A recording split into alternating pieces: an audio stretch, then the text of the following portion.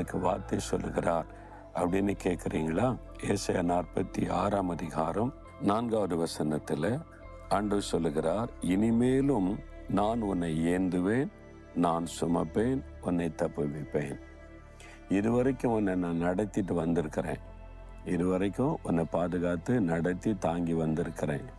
இனிமேல் அதை குறித்த ஒரு பயம் உனக்கு இருக்குல்ல, பொருளாதாரத்தில் பாதிப்பு வருது, கடைசி கால ஆபத்தெல்லாம் வருது, பூமி அதிர்ச்சின்றாங்க, கொள்ளை நோயின்றாங்க, பஞ்சன்றாங்க, நிறைய காரிய செய்தி கேள்விப்படுறாங்கல்ல.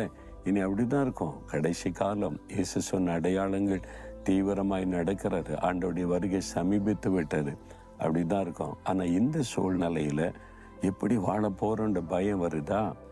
ஆண்டவர் சொல்கிறாரு, இது வரைக்கும் உன்னை பாதுகாத்து நடத்தினால இனிமேலும் உன்னை ஏந்துவேன், சுமப்பேன், தப்புவிப்பேன். 3 காரியம் சொல்கிறார்.